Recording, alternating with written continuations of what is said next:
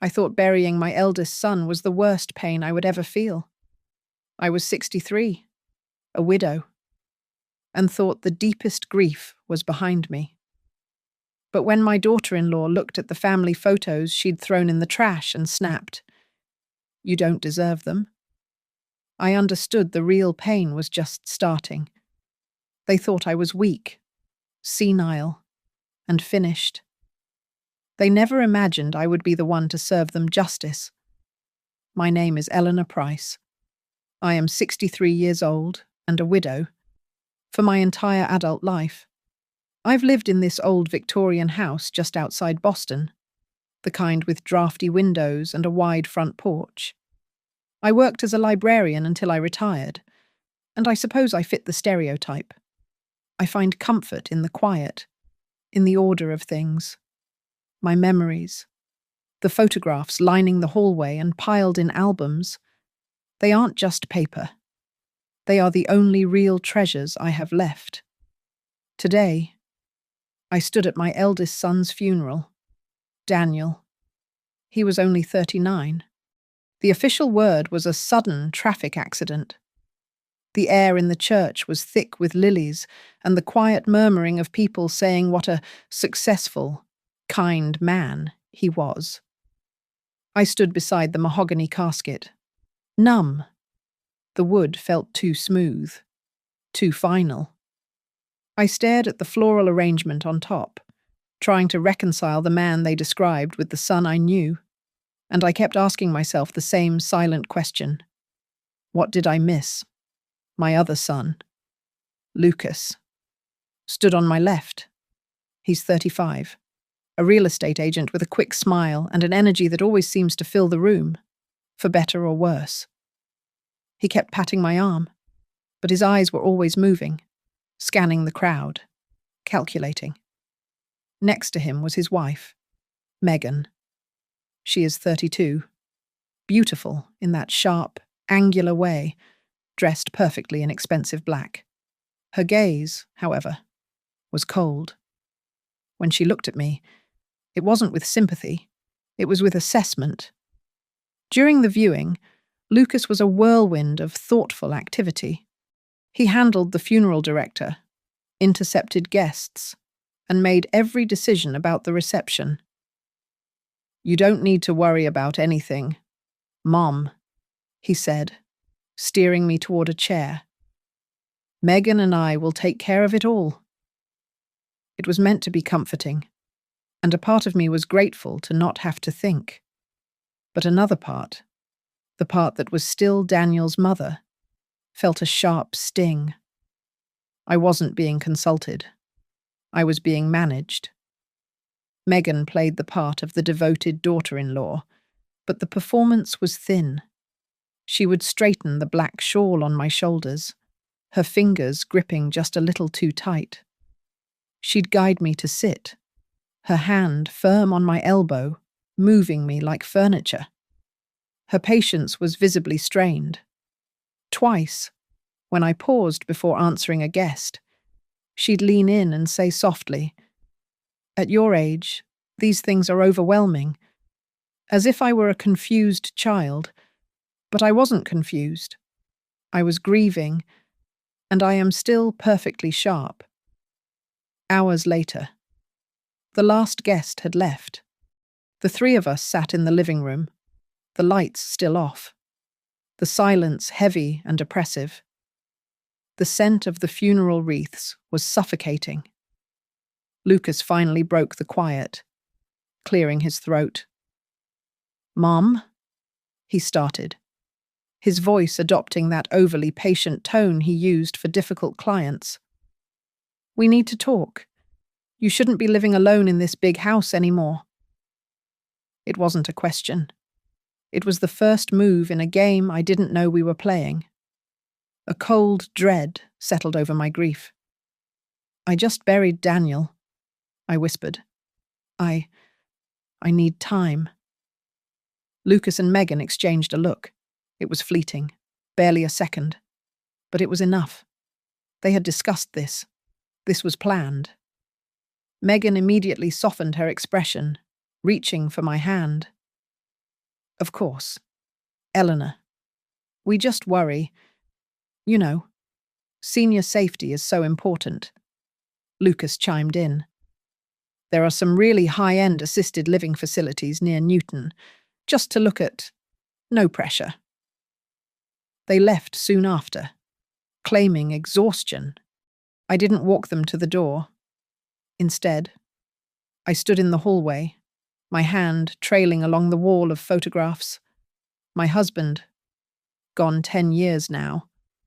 Daniel, a gap-toothed 7-year-old holding a baseball. Lucas, slightly smaller, standing just behind his big brother's shoulder, always trying to catch up. I touched the glass on Daniel's frame. The grief was a physical weight, but something else was creeping in alongside it, a deep, unsettling anxiety I couldn't name. The house was silent except for the ticking grandfather clock. Just as I was about to turn off the last lamp, the old landline on the hall table rang, jarring the quiet. It was past 10 o'clock. I picked it up. Hello? There was only silence, not static, but the heavy, deliberate silence of someone listening. Then, a soft click as they hung up. I put the receiver down, my heart pounding. As I turned, I nearly jumped. Megan was standing at the top of the stairs, halfway down in the shadow of the hallway. Frozen. She pretended she was just coming down for water, but her eyes, in that brief second before she composed herself, flashed with something sharp and unreadable. It had been 3 weeks since Daniel's funeral. The sympathy cards stopped arriving, and the quiet in the house grew heavier, suffocating. Lucas called, his voice insisting on cheerfulness. Mum, Megan and I are coming over this weekend. We're going to help you organize, maybe clear out some of the excess stuff. It's not good for you to be surrounded by so many painful memories. I hesitated. The thought of boxing up my life, my sons' lives, felt like a betrayal. But the unspoken message was clear if I refused. I was being a burden.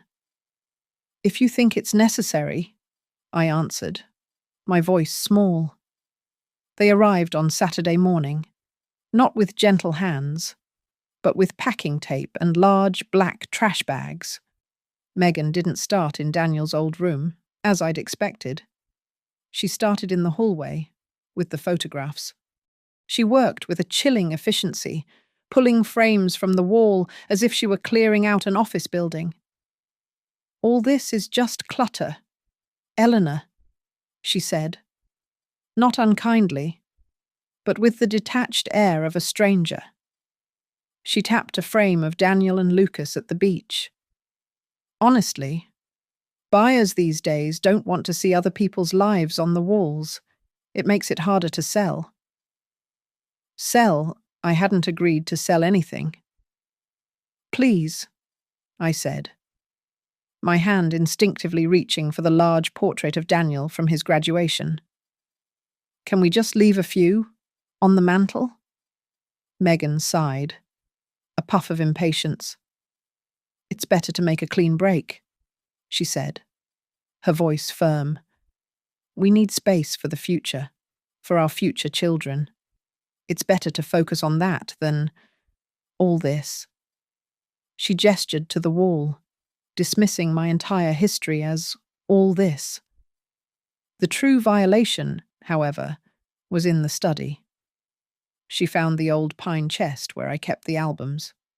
My wedding photographs, the heavy leather covers worn smooth over 40 years, pictures of my husband, pictures of the boys when they were small enough to fit in the kitchen sink. She hauled a cardboard box overflowing with these albums into the living room, balanced it on her hip, and tipped the entire contents into one of the black trash bags. No, I cried out, rushing forward. Megan, those are... She turned, her hand still holding the empty box, and her perfectly applied mask of concern finally slipped. Her eyes were cold, hard, and filled with something I had never seen before, pure resentment. "You don't deserve them," she snapped. The words echoed in the sudden silence. I physically recoiled, as if struck. Did I hear her right? This woman, this near stranger who had married my son, was telling me I was unworthy of my own memories, my own marriage, my own children. What did you just say to me?" I whispered, my entire body trembling. Megan immediately composed herself, forcing a short, strained laugh. "Oh, Eleanor, don't be so dramatic. I'm just tired. This is stressful for everyone. I just meant, it's time to move on." I looked desperately at Lucas. He was standing in the doorway, trapped, his gaze fixed on the floor. He wouldn't look at me. "Lucas." He winced. "Mum, she's just trying to help," he mumbled, running a hand through his hair.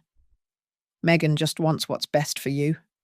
It's for the best." He didn't tell her to apologize. He didn't tell her to take the albums out of the trash. He just stood there, letting it happen. And I realized, with a sickening lurch, that I was alone. They stayed the night, claiming the project was too large for one day. I waited until I heard the guest room door click shut, until the house was still, until I was sure they were asleep. It was past 1 in the morning. I crept downstairs, my old joints aching. I pulled the heavy bag from the kitchen, my hands shaking with rage and grief. I carefully, quietly, pulled out the albums. I rescued what I could and carried the survivors, my history, up to the attic. I tucked them deep inside an old steamer trunk. As I silently closed the lid, I heard Megan's voice, muffled from the guest room. She was on the phone. I crept closer to the attic door, straining to hear. "House will sell for top market value," she was saying. "Don't worry. She won't fight it for long." The next morning, Lucas found me at the kitchen table, staring into a cold cup of tea. He placed a small orange prescription bottle in front of me. "Mum," he said gently, "I spoke with our family doctor. He's prescribed some mild sedatives. He said it's very common for seniors after a trauma." Megan, stirring her own tea, nodded in agreement. "It's completely understandable. You've been getting so forgetful lately. Eleanor, we're just worried about you." I stared at the bottle. I hadn't forgotten a single detail. Just as they were preparing to leave, the landline on the kitchen wall rang. Lucas, who was closest, reached for it. "I'll get it." "No," I said, my voice sharp. I grabbed the receiver off the hook before he could. "Hello?" There was a brief pause. A man's voice, low and serious, came through the line. "Am I speaking with Mrs. Eleanor Price?" "Yes, this is she." I could feel Lucas watching me, his coat half on. "Mrs. Price, my name is Harold Green. I'm with Northbridge Capital Analytics. I apologize for this call, but I must speak with you privately.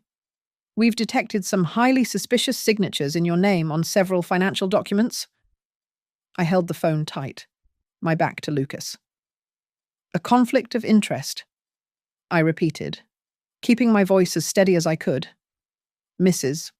Price." The man, Harold Green, said, his voice urgent and low. "I am an internal compliance officer at Northbridge Capital Analytics. It is vital I meet with you, in person, as soon as possible. And I must stress, It is imperative that you do not mention this call to your son or your daughter-in-law. The chill that started in my stomach spread through my entire body. I agreed to meet him the following day at 10 in the morning. I told Lucas I had a follow-up appointment with my primary care doctor, a small lie that slid out with surprising ease. He immediately offered to drive me. Megan, overhearing, insisted. No, I said, a bit too firmly, making them both pause. It's just routine. I prefer to go alone. I need the air. I took the commuter rail into Boston, something I hadn't done in years. The city felt alien, too fast and too loud. The Northbridge building was a towering spike of steel and reflective glass in the financial district. I clutched my old handbag, feeling like a sparrow that had wandered into a flock of eagles. I felt ancient and out of place in my wool coat, surrounded by sharp suits and the sound of heels clicking on marble. Harold Green was a man in his late 40s, with kind eyes that looked perpetually tired. He led me not to an open desk, but to a small, soundproof conference room. He didn't waste time. Mrs. Price, he said, sliding a stack of papers across the polished table. Have you recently applied to refinance your home? I looked down. It was an application for a reverse mortgage on my house, my address, my social security number, and at the bottom, my signature. Except it wasn't. It was a close forgery, but the loop on the E was too high, the P too sharp. No, I whispered. He slid over another document. And this a durable power of attorney, granting Lucas and Megan Price full control over all your financial and medical decisions, effective immediately. The same forged signature stared back at me. Where did you get these? My voice was shaking. Your daughter-in-law, he said gently. Megan Price. She used to be a broker for one of our subsidiaries, which is how she knew which forms to use. She submitted this package herself. Our internal risk system flagged it. Flagged it? It wasn't just the signatures. It was this. He passed me one more file, bound in a light blue cover. The logo on the front read Northfield Memory Center, a place I had never heard of. I opened it. It was a preliminary psychiatric evaluation, signed by a Dr. Klein. It concluded that I, Eleanor Price, was exhibiting clear signs of early-onset dementia. I read the examples listed as clinical proof, consistent forgetfulness over medication. Confusion regarding daily tasks. Inability to recall recent conversations. Paranoid accusations? These were the exact things Megan had been accusing me of. The exact lies she and Lucas had been gently repeating at my kitchen table. They weren't just observing me. They were building a case. They're trying to have me declared incompetent, I said, the words tasting like ash. Why for the house? Harold Green sighed and leaned forward, lowering his voice. We ran a standard background check when the file was flagged. Your son and daughter-in-law are in significant financial distress, massive credit card debt, several high-interest, hot loans. We also found records of failed crypto investments and significant losses traced to a casino in Rhode Island. They are desperate. Mrs. Price, this house, your assets, this is their lifeboat. I felt sick, but he wasn't finished. There's one more thing, he said, his eyes filled with professional regret. This wasn't the first time your family name crossed my desk. He explained that over a year ago, my other son had called him Daniel. He was worried, Harold said. He used the word manipulation. He was concerned Lucas and Megan were trying to get their hands on your assets. We scheduled a meeting, but he cancelled at the last minute, said he had a sudden work trip. Harold looked me straight in the eyes. A few months after that, we read about his accident. The air left my lungs. Daniel knew. He had seen it coming. Harold reached under the table and pulled out a simple manila envelope. He left this at the front desk for me during that one brief visit. He said to hold it, just in case. I should have given it to the police after he died, but it seemed like private family correspondence. Now, I see its evidence. My fingers fumbled with the clasp. Inside were 3 sheets of paper, printed emails. Emails between Megan and someone listed only as Dr. K. They were discussing me. They were building the dementia file. One line, from Megan, jumped out at me, burning itself into my brain. The court will believe the paper trail over the old woman's word. I clutched the envelope to my chest. You don't deserve them. It was never just about the photographs. It was about my home, my money, my life, my very mind. Megan hadn't just been dismissing my memories. She was declaring that I didn't deserve to keep anything at all. The train ride back to my suburb was a blur of passing towns. The shock I'd felt in Harold's office slowly receded, replaced by something else. The initial wave of pain and humiliation gave way to a cold, sharp clarity. My entire life. I had been the peacekeeper. I had been Eleanor Price, the quiet librarian, the accommodating wife, the gentle mother. I had yielded and compromised and stepped aside to make others comfortable. I saw now what that had gotten me. My grief hardened, layer by layer, until it was no longer a weakness. It was armor. By the time the train pulled into my station, I was no longer a victim.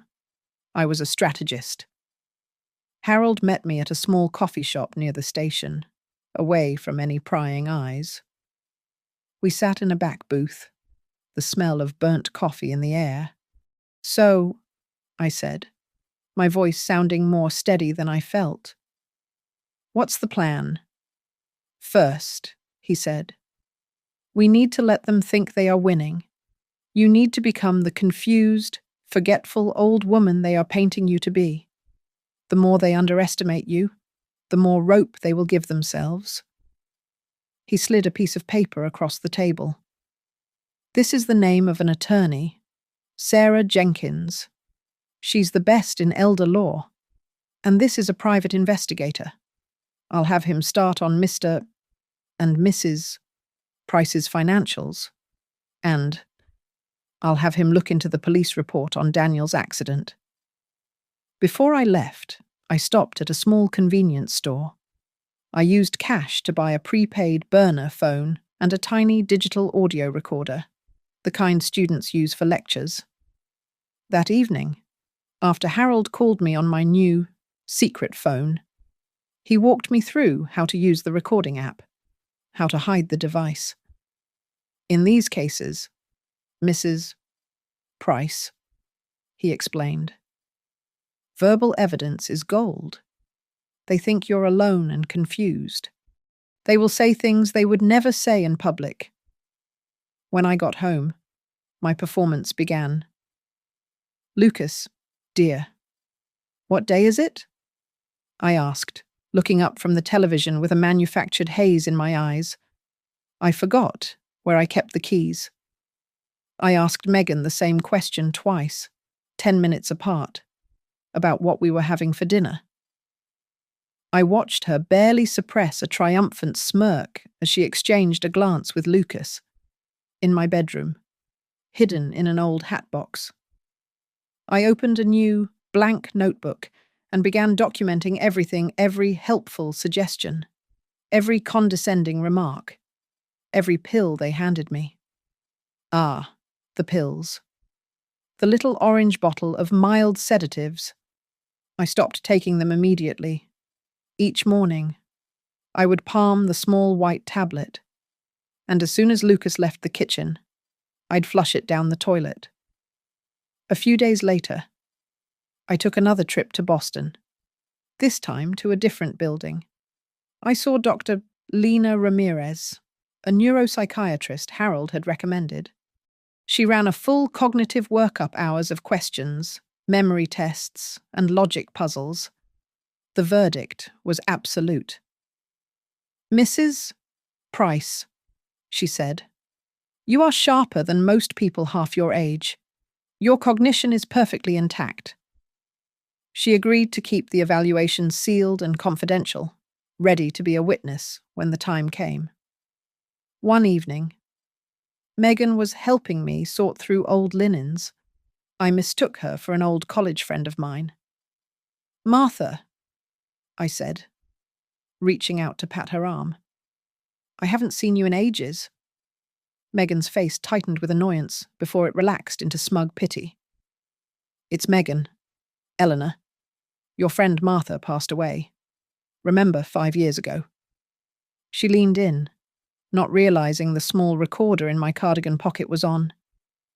"See, this is what we're worried about. You're just not all there anymore." "Are you?" "It's okay. Lucas and I will handle everything. Soon you won't have to worry about this big house, or the money, or anything." Late at night, in my bed, I would put in my old-fashioned wired earbuds and listen to the day's recordings. I listened to Megan's saccharine voice dripping with contempt. I listened to Lucas's weak protests and his stressed-out whining about interest rates. I was not listening to my children, I realized. I was listening to two desperate, grown adults who were perfectly willing to destroy me to save themselves. And then, a memory, sharp as a needle, pierced through my careful planning. It was the night before Daniel died. He had called me, his voice strange. "Mom, I need to talk to you about something. About Lucas." I had been tired, ready for bed. "Is everything okay, dear?" He'd paused. I don't know. Maybe it's just, I'll tell you tomorrow.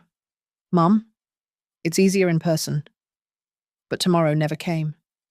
The thought, which had been a sad, passing regret, now became a cold, burning coal in my stomach. This was no longer just about a house. This was for Daniel. That weekend, while they were out, I went up to the attic. I opened the steamer trunk and pulled out the albums I had rescued. I sat on the dusty floor and began to carefully sort them, putting my life back in order. My eyes landed on one picture: Daniel, maybe 10 years old, and Lucas, 7, in matching baseball uniforms, their arms slung around each other's shoulders. Daniel was grinning, a missing front tooth. Lucas was looking up at him, adoringly. I held the photograph until my hands ached, and I whispered to the empty, musty air. "This time," I said, my voice raw, "I'm not going to let anyone sell my son out." The campaign to prove I was losing my mind began the following week. Lucas drove me, his expression a careful mask of concern, to the Northfield Memory Center.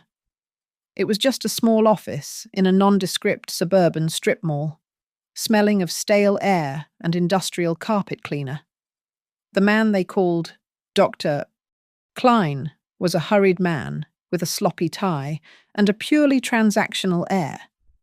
He asked me who the president was, to count backward from 100 by sevens, and to remember 3 words: apple, table, and penny. I gave him the correct president. I stumbled on the counting. And when he asked me for the words back, I said, apple, chair, and, oh, I've forgotten the last one. I made sure to look confused and distressed. I intentionally mixed up Daniel's birthday with Lucas's. I let them guide me, this charlatan and my son, into the role of a woman fading away. As the appointment wrapped up, Megan, who had been sitting in the corner taking notes like a diligent student, asked to speak with the doctor privately. "I just have a few more observations I've noted," she said, her voice dripping with false sincerity. I pretended I needed the restroom, but I left the small recorder in my handbag on the chair in the waiting area, angled toward the hallway where they stood. As I fumbled with my coat, I heard Megan's low, conspiratorial tone. "Wandered off in the supermarket for almost 20 minutes. I found her in the pet food aisle, completely lost, and she keeps calling me by her sister's name. It's happening faster than we thought." Lies. All of it. But it was all being dutifully recorded. Back at the house, the psychological warfare escalated. Megan began helping me with my medications. She would forget to remind me about the sedative Lucas had brought. Then, an hour later, she would walk into the kitchen as I was getting a glass of water and gasp. "Eleanor, you're taking another one. You took one at 8 o'clock. Lucas, she's doubling her dose." I would feign confusion, allowing them to wring their hands and document my dangerous behavior. As soon as I was alone in my bathroom, I'd spit the pill into the toilet and flush. I watched where she kept the main bottle not in the medicine cabinet, but in her own locked suitcase. Our daily conversations became minefields. "Eleanor," Megan would say brightly over breakfast, "I'm so glad you finally agreed to let us list the house. It's a huge weight off our minds." I would stare at her, baffled. "We never discussed that." "Mum?" "Yes, we did." Lucas would chime in, his face strained. "We talked about it on Tuesday. Don't you remember? You said you were tired of the upkeep." One evening, I couldn't take it.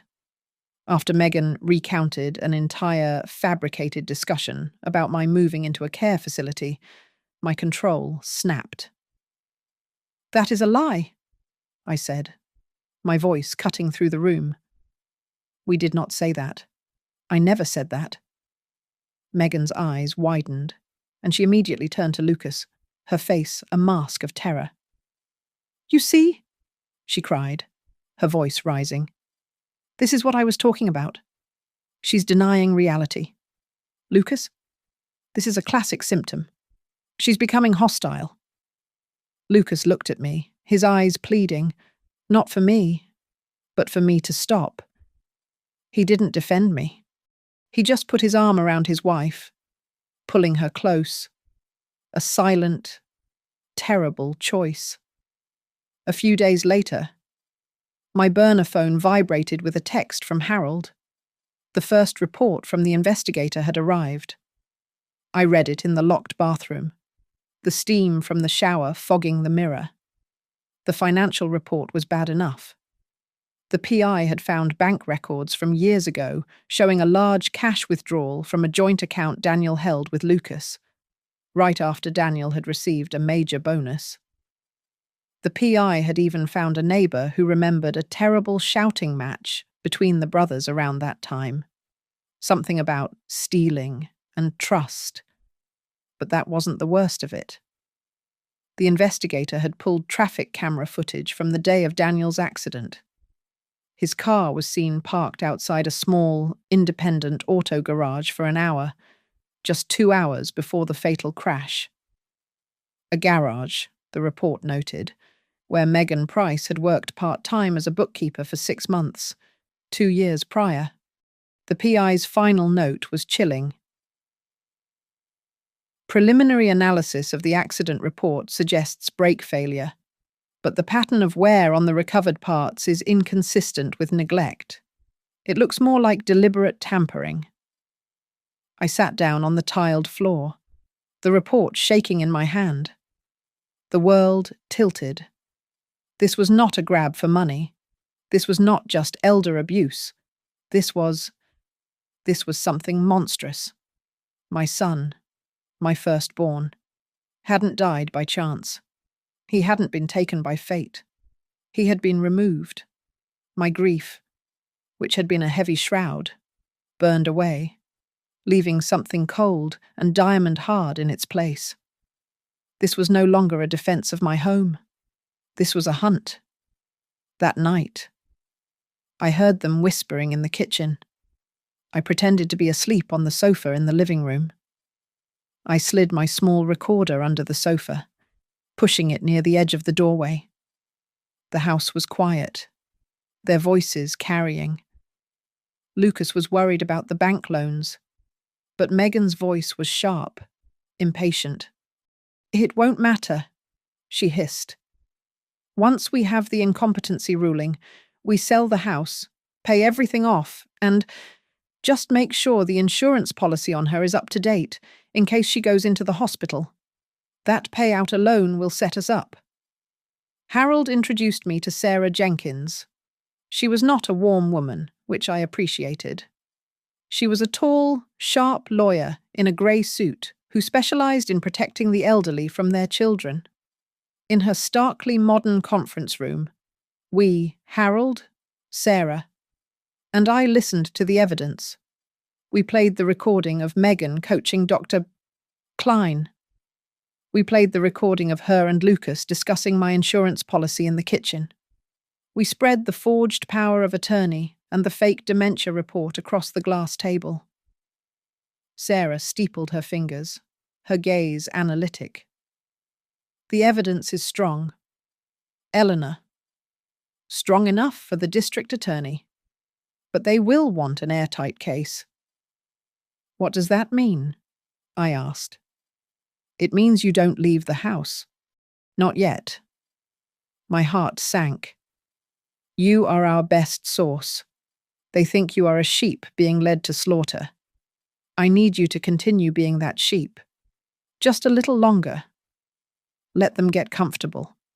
Let them expose themselves completely." She then shifted topics. "And we need to protect your assets, immediately. We will draft a new will and a new, revocable trust." So I did. I sat with Sarah for 2 hours, restructuring my entire life. My new will left Lucas nothing. It left Megan nothing. The bulk of my estate, including the proceeds from my house, would be placed into a trust. A large portion would fund a scholarship for library science students in Daniel's name. The rest would go to a second cousin of my late husband's, a young mother in Oregon I had only met twice, but who had always sent a kind, handwritten Christmas card. My next stop was back to Dr. Ramirez, the neuropsychiatrist. This time, we filmed the entire session with my full, documented consent. We did another full evaluation. I was asked to recount complex news stories, manage a hypothetical budget, and explain abstract legal concepts. The video, Sarah's team explained, would be our absolute defense against any claim of incompetence. It was now stored in their firm's secure vault. The plan came together over the next week, in quiet phone calls on my burner phone, and one more secret trip to Sarah's office. The district attorney's office was officially involved, working with the elder abuse unit. They were building a sting operation. It wouldn't be a random gotcha. It would be a controlled final consultation at Dr. Klein's office. The fake doctor, under pressure from the investigation, had agreed to cooperate fully. The appointment was set. It would be a monitored environment, with investigators listening in. Now, I just had to set the hook. I found Lucas in the kitchen one morning, pretending to be more confused than usual. "Lucas, dear," I said, my voice trembling just so. "I've been thinking, all this debt you're in, it's my fault. I should help. Maybe. Maybe we should just sell the house. Yes, we'll sell it. And you can pay those people? His eyes widened, a flash of pure, desperate relief. But Megan, overhearing from the hallway, quickly took control. Oh, Eleanor, that's so generous, she cooed, rushing in. But we can't just sell the house. We need the right paperwork. Remember, you need to give us the authority to act for you, to make sure it's all legal. She smiled, a predatory gleam in her eye. I'll tell you what. I'll call our lawyer. We can meet. Maybe right after your next appointment with Dr. Klein, just to get all the papers signed, to keep you safe. She was falling into the trap so perfectly, so eagerly. She was helping me build it. Meanwhile, Harold called with an update from the private investigator. He had found the mechanic who used to work at that garage. The man remembered Megan. He also remembered Daniel's car. He said Megan had brought it in herself a few days before Daniel's accident, claiming it was making a funny noise and that Daniel was too busy. She had specifically asked him to check the tires and oil, but to not bother with the brakes. The investigator had also found an email from Megan to an insurance broker, dated 1 week before the accident, confirming that Daniel's life insurance policy, which listed Lucas as a secondary beneficiary, was fully paid and could not be altered for at least 6 months. Any lingering thread of maternal pity I had for Lucas snapped. I sat in my room, staring at the wall, thinking of my son, my weak, foolish son, who had signed forged documents, who had listened to his wife plot, who had stood by while she threw my life in the trash. He had chosen. He had watched her plan. He had let her. I would no longer try to separate him from her in my mind. They were one entity. I would let the law sort them out.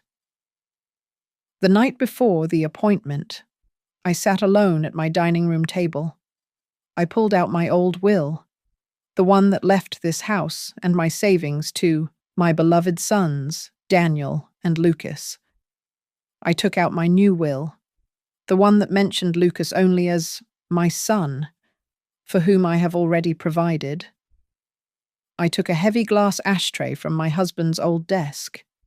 I tore the old will into pieces, placed them in the ashtray, and I lit a match. I watched my son's inheritance turn to grey ash. It was a funeral of its own. I went to my bedroom, my heart beating a slow, steady, cold rhythm. I took the tiny, button-sized microphone Sarah's team had provided. I carefully, meticulously, sewed it into the hem of the wool cardigan I planned to wear. My hands were perfectly steady. I looked at the one photo of Daniel I kept on my nightstand. Tomorrow, I whispered to his smiling face. Tomorrow, you get to speak. I sat in the back seat of Lucas's sedan, a sacrificial lamb being driven to the altar.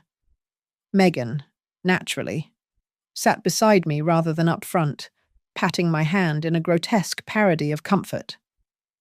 Lucas gripped the steering wheel, his jaw tight. Now, Mom, Megan chirped, her voice loud enough for the microphone in my cardigan. When Dr. Klein asks about the medication, just tell him you get confused. Remember last time, you told him you felt fine? We had to correct that in the notes. It's so much easier if you just follow our lead. She smiled, admitting to the conspiracy as if she were discussing a grocery list. We arrived at the Northfield Memory Center. The same faded carpet, the same smell of stale coffee. But I was no longer a victim. I was a partner in this operation. I immediately spotted the new nurse behind the reception desk, a woman with the blandly competent face and watchful eyes of an undercover investigator. I noted the small black dome in the corner of the ceiling, angled perfectly toward the desk. a camera. I let myself look ill-witted, leaning on Lucas's arm and staring blankly at the wall, deepening their confidence. Dr. Klein entered, his tie still crooked, his manner still rushed. He asked me the date. I said it was October. It was November. He asked who the president was. I named the previous one. He sighed. A perfect performance of medical frustration, before turning to Megan and Lucas. "And how have things been at home?" Megan practically vibrated with eagerness, pulling out a small notebook. "Doctor, it's getting so much worse," she said, her voice a theatrical whisper. She tried to put her shoes in the refrigerator. She started calling Lucas Daniel almost constantly, and she's having delusions, insisting we are trying to steal from her. She spoke with a chilling fluency, using medical terms she'd clearly rehearsed: cognitive dissonance, paranoid ideation, all of which revealed just how deeply she had studied her role in fabricating my decline. Klein nodded, steepling his fingers. "This is what I feared. Given the rapid escalation, we need to talk about formally certifying her as incapacitated. It's for her own safety, of course, to protect her finances." He looked at Megan. "The court, however, will need a definitive example of the danger of her managing her own affairs." Megan took the bait as if she were starving. "She's a danger to herself. She has thousands of dollars in accounts she doesn't even remember. Lucas is drowning in debt from his investments, and she's just sitting on that money. The plan is to get her signature, sell the house, pay off the high-interest loans, and get her into a secure, long-term care facility. She cannot be trusted with her own checkbook." "I see," Klein said. He shuffled his papers and pulled out a thick stack, sliding it across the desk to me. The forged power of attorney documents I had seen at Harold's office. "Eleanor," he said gently, "this just allows Lucas and Megan to help you. We need your signature right here." I looked down at the paper. Then I looked up, bypassing Lucas entirely, and fixed my gaze on Megan. I let my voice tremble, just a little. Are you sure, dear? If I sign this, you'll sell the house, and you'll pay all those debts, and you'll take care of me for the rest of my life." Megan's mask of patience cracked. A flash of pure exasperation crossed her face. "Yes, Eleanor, of course," she snapped, her voice tight. "We will handle everything, and then the rest is ours. Just sign the paper." As if her words were a cue, Dr. Klein suddenly stood. "Well, that seems settled. I have another patient. I'm going to step out and give you all a moment of privacy to finalize things." He walked out, closing the door firmly. I knew this was the signal. The room was now hot. The investigators in the adjoining room, watching through a one-way mirror, were recording everything. The moment the door clicked shut, Megan's entire demeanor changed. The caring daughter-in-law vanished, replaced by a predator. She leaned across the desk, her face inches from mine, her voice a low, vicious hiss. "Sign it. Right now. We don't have all day. The court isn't going to wait forever for some senile old woman to change her mind." She glared at me, the hatred she'd kept banked for months, finally burning free. "You've been a terrible mother. You always favored Daniel. You don't deserve those pictures. You don't deserve this house that Lucas had to fight for every scrap of attention in. Sign it." I looked at her. I looked at my son, Lucas, who was standing by the door, pale, silent, and complicit. I picked up the pen. Megan watched. Her eyes narrowed. I moved the pen slowly, deliberately, across the signature line of the blank sheet of paper Sarah's team had placed on top of the stack, while Klein was shuffling them. I put the pen down. Megan let out a long, shuddering sigh of pure relief. Finally, the door flew open. It wasn't Dr. Klein. It was Harold Green, my lawyer, Sarah, and two detectives in suits. Megan and Lucas whipped around. Megan Price. Lucas Price, the taller detective said, his voice filling the small, cheap office. You are under arrest for conspiracy to commit elder fraud, forgery, and financial exploitation. He began to read them their rights. Megan's face was a kaleidoscope of confusion, rage, and disbelief. Lucas just sagged against the wall, his face ashen. You, Megan shrieked, her voice cracking as she pointed a shaking finger at me. You tricked me. You tricked me. Lucas remained frozen, speechless. I stood up slowly. I calmly reached up and adjusted the collar of my cardigan, my fingers brushing against the hard, hidden microphone. I looked Megan dead in the eye. You were right about one thing. Megan, I said, my voice cold and clear. The court will always believe the paperwork over the word of an old woman. It just so happens that today, the paperwork isn't on your side. The hours following the sting at the clinic were a blur. We didn't go home. Lucas and Megan were taken in separate, unmarked cars to the county district attorney's office for questioning. I was escorted by Sarah and Harold to a different part of the building, a victims' advocacy waiting room with fluorescent lights and uncomfortable plastic chairs. I sat there, clutching my handbag. It felt impossibly heavy, weighted down with the audio recorder, my notebooks, the forged documents, and the original copy of my evaluation from Dr. Ramirez. An assistant district attorney named Alicia Reyes, a sharp woman who looked like she hadn't slept in a week, came in to meet with us. Mrs. Price, I am so sorry for what you've endured, she said, her voice professional but firm. Based on the evidence gathered at the clinic, we are proceeding with an immediate booking. The initial charges are conspiracy to commit fraud, multiple counts of forgery, and felony financial exploitation of an elder. Sarah, my lawyer, nodded.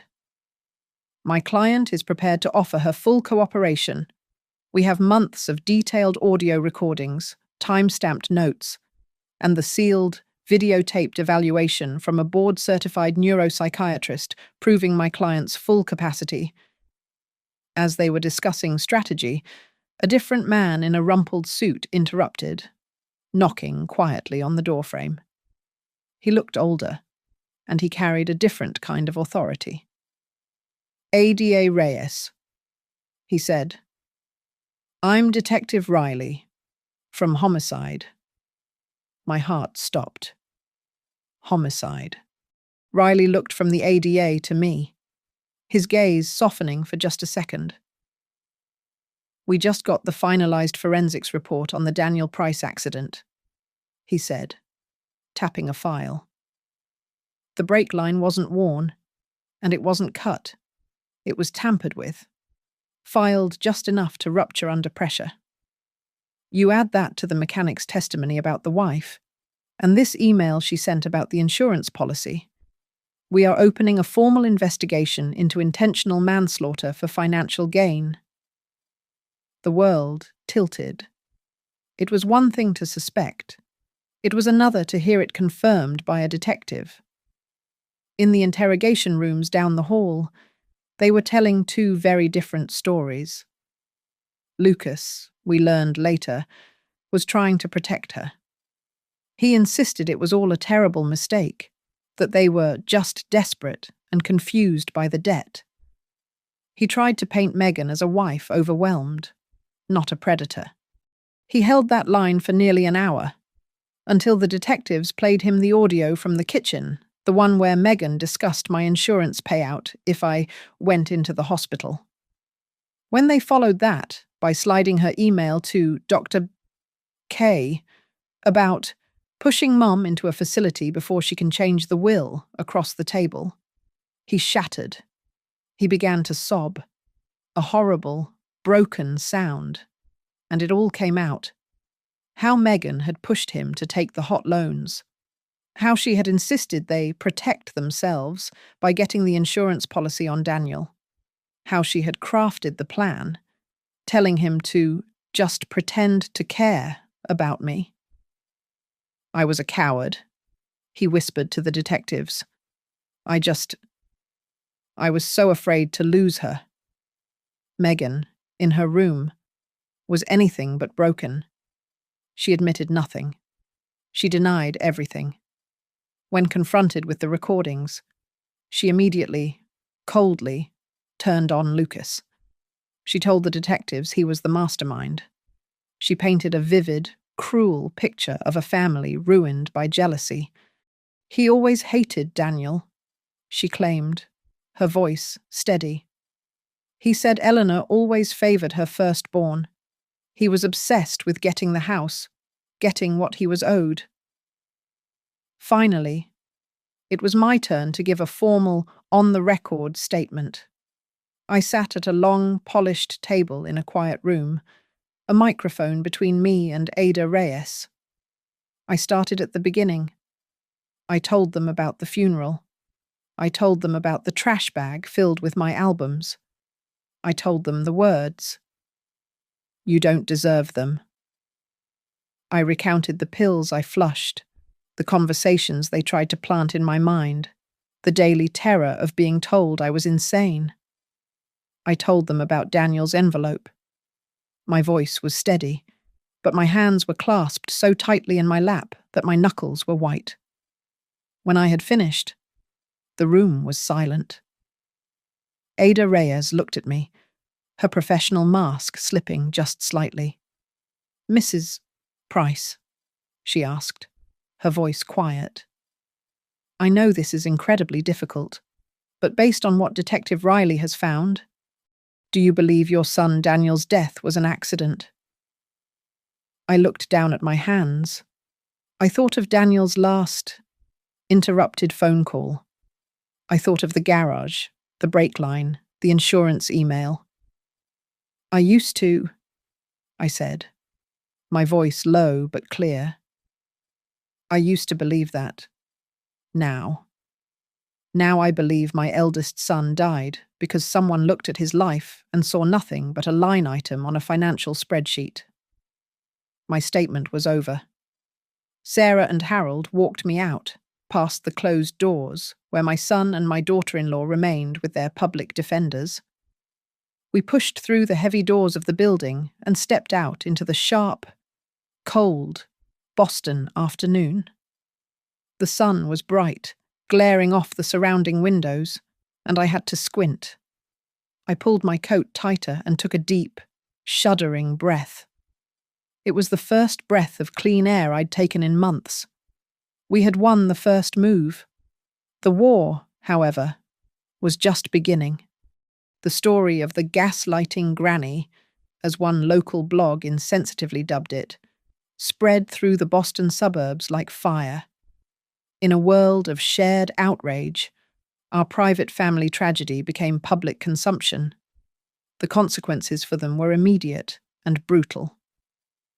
The high-end real estate brokerage where Lucas had built his career terminated his contract within 24 hours, releasing a statement about their zero tolerance for unethical behavior. The state licensing board, acting on an emergency petition from the district attorney, summarily suspended Megan's brokerage license pending the outcome of the criminal trial. A few nights later, I was sitting in the silence of my old house, a silence that finally felt safe, when my burner phone buzzed. It was a number from an Ohio area code. I answered. Mrs. Price. A woman's voice, thin and reedy, broken by sobs. This is Brenda, Megan's mother. She wept. She begged. She pleaded for mercy and compassion, asking me not to ruin her girl's life over what must be a terrible misunderstanding. She told me about Megan's childhood, a story of never having enough, of watching other people get ahead, of an obsessive fear of poverty. I listened patiently, and in the quiet of my kitchen, I understood. I saw the roots of the desperate, grasping hunger in my daughter-in-law. But understanding is not absolution. Your daughter tried to have me declared mentally incompetent, I said, my voice quiet but cold. And she may be connected to the death of my son. This is far beyond a misunderstanding. Mercy is not mine to give. I ended the call. That weekend, I went up to the attic and opened the steamer trunk one last time. I pulled out the albums I had rescued. I wasn't looking for memories. I was closing an account. I found the pictures that included her, Lucas and Megan on their wedding day, her smile radiant and false. A Christmas, 3 years ago, her holding up a cashmere scarf I'd given her, beaming. I sat on the dusty floor and, one by one, I carefully tore her image out of every photograph. I didn't touch Lucas. I didn't touch myself. I just tore her, neatly, leaving a white, jagged hole where she used to be. My final act of revenge was not for the courts. I packed a small parcel box. Inside, I placed 3 items. A certified copy of my new, ironclad will, the one that explicitly disinherited them both. A copy of the full neuropsychological evaluation from Dr. Ramirez, detailing my superior cognitive function. And finally, I placed the single photograph of Daniel and me, the one I had painstakingly pieced back together from the shreds she had thrown in the trash.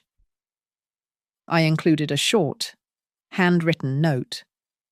You told me I didn't deserve these photographs.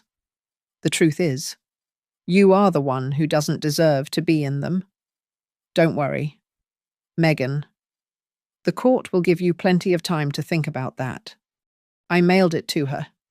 Care of the county jail. Sarah, my lawyer, called me about Lucas. The DA was offering a plea deal.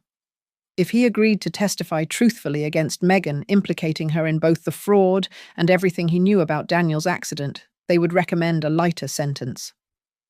I thought about it for a long moment, but the maternal instinct he had counted on was gone. Tell his lawyer, I said, my voice flat, that I will hear what he has to say in court.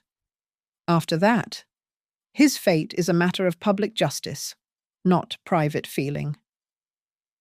While they waited for their trial, I made my move. I was not going to be a prisoner in that house any longer. I hired an independent broker.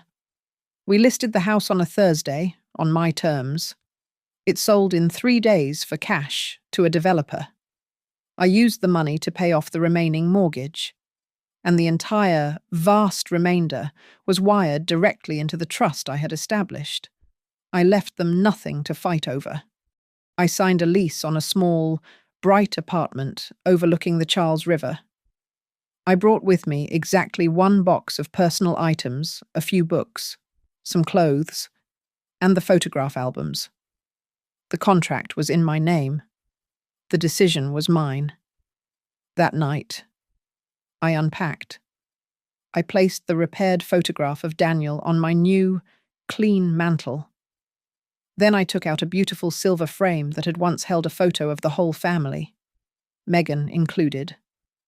I removed the torn picture, but I didn't throw the frame away.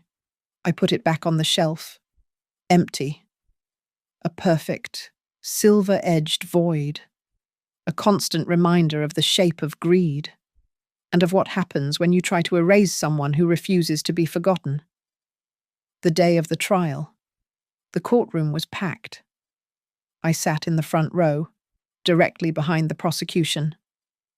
When Lucas and Megan were led in, wearing ill-fitting suits instead of their usual sharp attire, they looked smaller, greyer.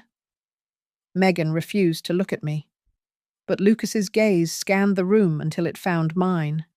I held it, unblinking, until he looked away, ashamed. The assistant district attorney read the full indictment. The list was long: conspiracy, forgery, elder exploitation, insurance fraud, and then the final, heaviest charge, read in a clear, ringing voice. And in the matter of the death of Daniel Price, 1 count of reckless endangerment causing death, stemming from the deliberate and calculated interference with a motor vehicle for financial gain. Megan's defense was predictable. Her lawyer painted a picture of a girl from a poor background, traumatized by debt, who made terrible choices under pressure. It was almost believable, until the prosecution played the first audio file. It was the recording from Dr. Klein's office. Megan's voice, sharp and mocking, filled the courtroom. The court will believe the paper trail over the old woman's word. The jury, which had looked sympathetic moments before, hardened. Lucas's lawyer tried a different, smarter tactic. He didn't defend the actions. He separated the actor. He portrayed Lucas as a weak man, emotionally dependent, terrified of his wife's disapproval and desperate for her affection. He played the recordings where Lucas's voice was hesitant. "Megan, I don't know. This feels wrong," before being drowned out by her insistence. It was an accurate portrayal.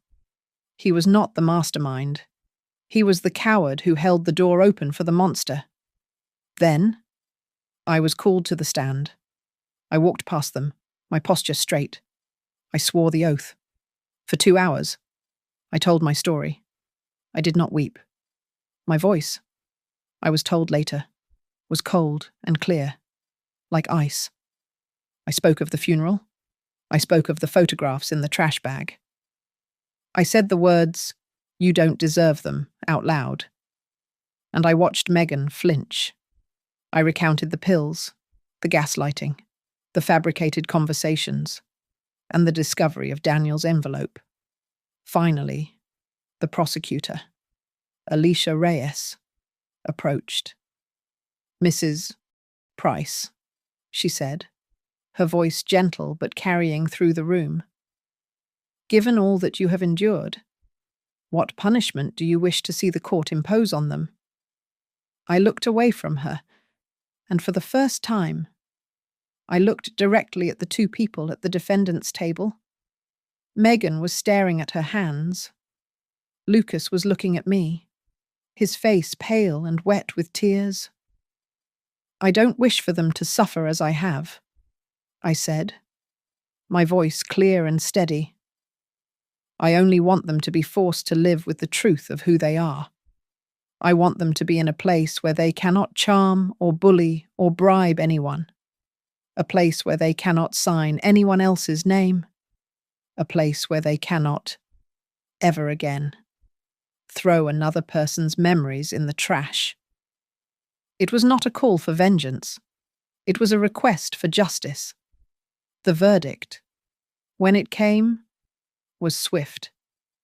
Megan was found guilty on all counts, including her role in Daniel's death. The evidence of the tampered brake line, combined with the insurance email, was enough to convince the jury of her reckless disregard for his life. She was sentenced to many, many years in state prison, a woman who would grow old in a place without cashmere scarves or high-end real estate. Lucas, having testified against her in a desperate, last-minute bid for leniency, received a lighter sentence, but it was still a sentence of prison. As they were being led out, he stopped, his gaze fixed on me. "Mom," he whispered, a broken, childish sound. I did not move. I did not go to him. I did not even turn my back. I simply met his eyes and gave one slow, final nod. It was an acknowledgement, and it was a goodbye. After the courtroom cleared, Sarah asked if I wanted to file a civil suit to reclaim any more of the money. I shook my head.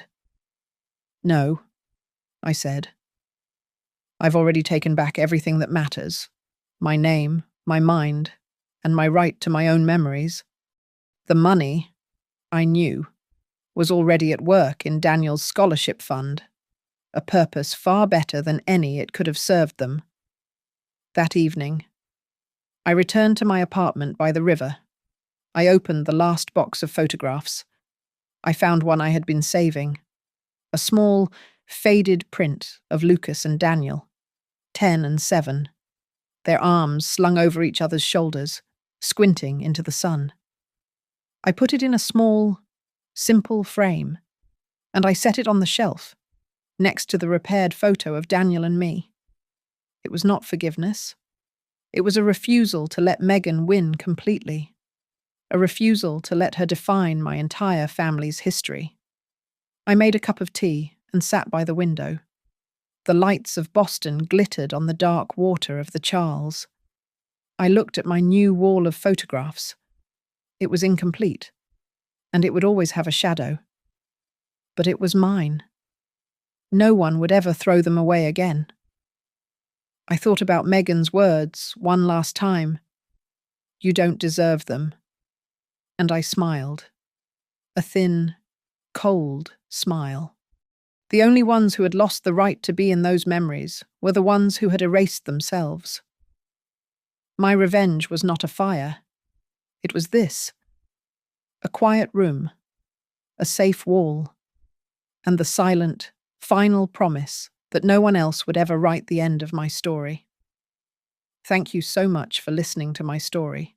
I'd love to know where you're listening from, so please drop a comment below and share your thoughts.